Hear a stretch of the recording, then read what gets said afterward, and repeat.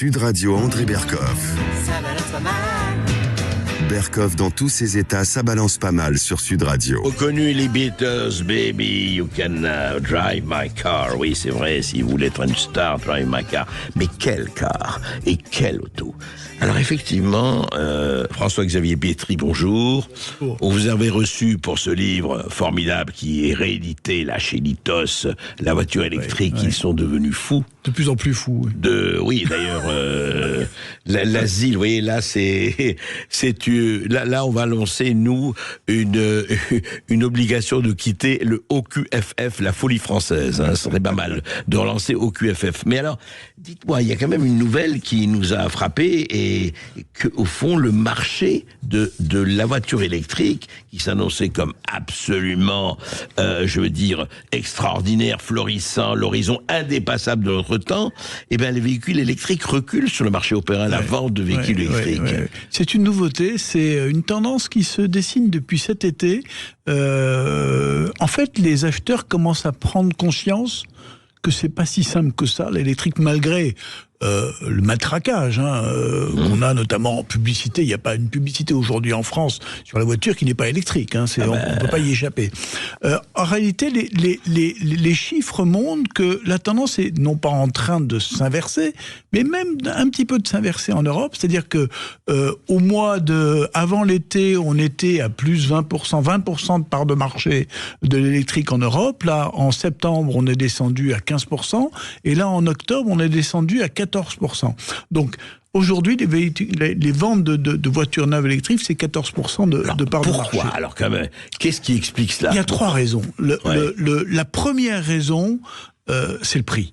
Le prix de la voiture électrique. On est dans un délire absolu, c'est-à-dire qu'une voiture électrique, ça coûte beaucoup plus cher. Prix moyen d'une voiture électrique en France, c'est 45 000 €.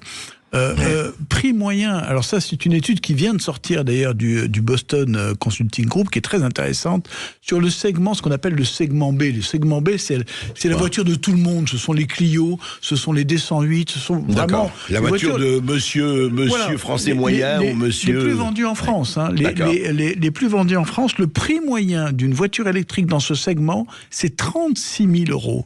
Le prix moyen d'un véhicule thermique dans ce segment-là, dans ce même segment, c'est 20 000 €. Vous avez une différence de 75%. Entre le thermique et l'électrique, 20 000 € de thermique, 36 000 € électrique. Exactement. Donc c'est complètement fou. Ce différentiel-là est complètement fou. Alors, on va dire, oui, mais il y a les bonus, il y a les fameux 5 000 €. Ça, ok, mais c'est très loin, si vous voulez, de compenser. Ça, c'est la première raison. Donc c'est très cher. Les Français n'ont pas les moyens. Je veux dire, voilà, débourser 36 000 € pour une Clio, c'est pareil. C'est pas à la portée de tout le monde. La deuxième raison, c'est que en réalité, les gens pensaient avec l'électrique faire une économie considérable, c'est-à-dire que quand on fait son plein électrique, on se dit finalement on fait une bonne affaire. Quand on fait le calcul sur la durée, moi j'ai 100 km à domicile, une recharge d'un véhicule électrique, c'est 3 € les 100 km.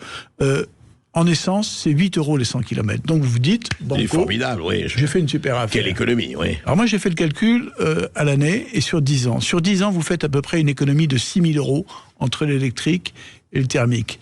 6 000 €, vous n'êtes même pas à la moitié du différentiel de prix entre un véhicule électrique et un thermique. C'est-à-dire qu'il faut 10 ans, 20 ans... Oui, mais pourquoi ? Comment vous expliquez ? Puisque sur les 100 km, vous avez vu le différentiel. Pourquoi sur 10 ans, ça ne serait pas multiplié en bonne modélisation ? Si. Vous faites une économie de 6 000 € sur 10 ans. Vous la faites, l'économie, par rapport à un thermique. Mais sauf que le prix d'achat du véhicule... vous avez 10 ou 12 000 € de plus. Donc votre économie, elle ne sert à rien. En réalité, elle est factice. Donc on vous ment quand on vous dit que le véhicule électrique est beaucoup plus intéressant au quotidien. Donc ça, c'est la deuxième raison. Et la troisième ? Et la troisième raison, c'est qu'il commence à y avoir une petite prise de conscience quand même que, après tout, que l'électrique soit la bonne solution sur la lutte contre le changement climatique, il y a quand même un certain nombre de clignotants qui se sont allumés et qui montrent qu'en réalité, quand on fait cette réflexion-là, elle est très égoïste.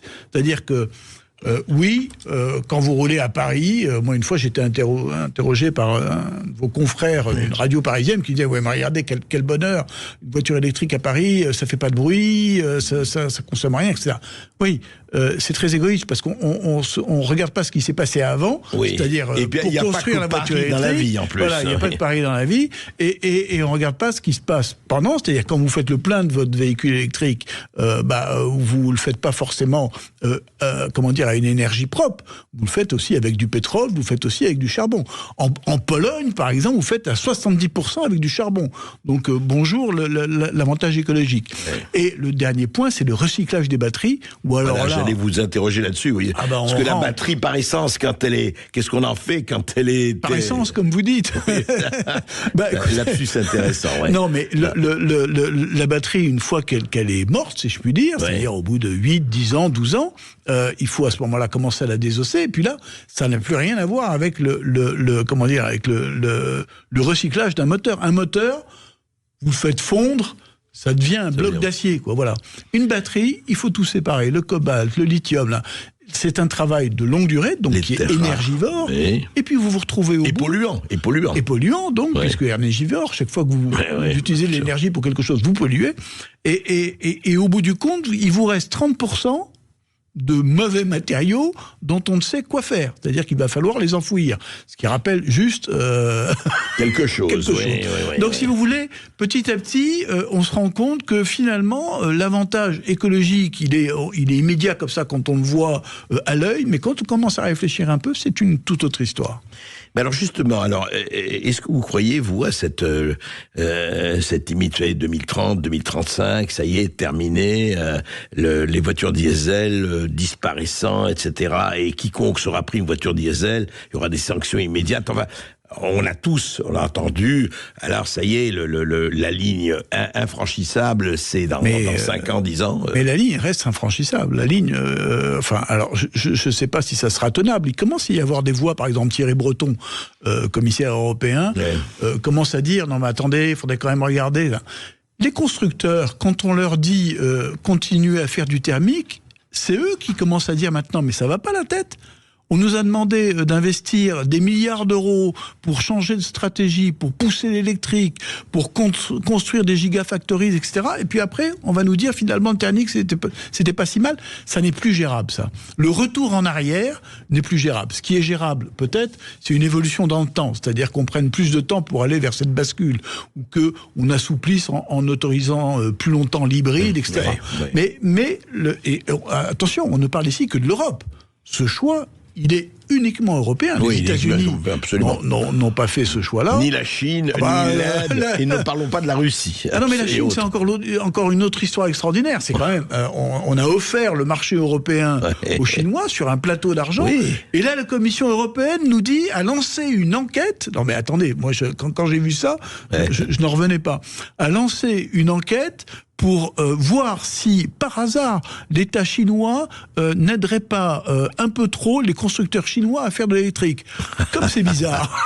Oui, alors que ce sont eux qui nous ont pris le marché français, et que le hub électrique va être contrôlé et actif par les Chinois. Et quand les Français construisent des usines de batteries en France, on les fameuses gigafactories, etc., en général, c'est en association avec des groupes chinois. Absolument. Donc ils s'implantent industriellement aussi. Absolument. Non, c'est très intéressant. Mais vous voyez, nous sommes la nation la plus cartésienne et la plus cohérente du monde. Merci François-Xavier Petry, parce que franchement, on reviendra là-dessus et on va suivre, parce que c'est extraordinaire. On a l'impression qu'on se tire des balles dans le pied ou ailleurs, avec une espèce de constance et de fidélité remarquable. Oui. C'est ça. On avait, un marché automobile, un savoir-faire sur le thermique. On a tout lâché pour des raisons uniquement politiques et idéologiques, et c'est vraiment dommage. Et comme a dit un certain ministre algérien, nous étions au bord du gouffre, mais depuis on a fait un grand pas en avant. Merci François-Xavier Petry d'avoir été avec nous, et on rappelle ce livre, Voiture électrique, ils sont devenus fous, c'est réédité en édition de poche aux éditions Lithos. On va se retrouver